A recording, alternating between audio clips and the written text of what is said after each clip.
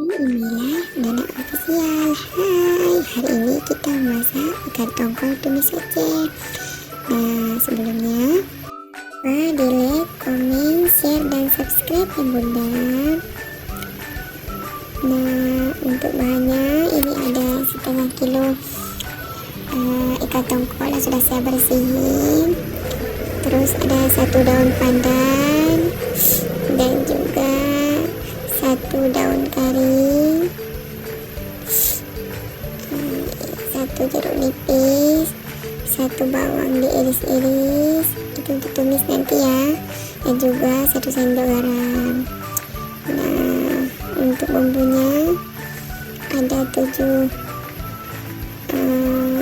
cabai keriting sudah saya buang bijinya, ada asam suntik, bawang merah, halia, kunyit, bawang putih, dan juga ketumbar. Nah, yang pertama kita kasih garam dulu ikannya sama jeruk nipisnya. Lanjut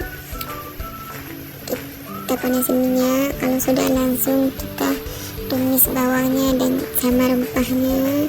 Lanjut kita kasih bumbu, terus sama ikannya juga ya. Nah, kalau sudah mendidih, kita kasih air sedikit. Jangan lupa diaduk-aduk. Nah, kalau sudah matang, jangan lupa diangkat ya. Ini sudah siap. Namanya ikan tongkol tumis Aceh.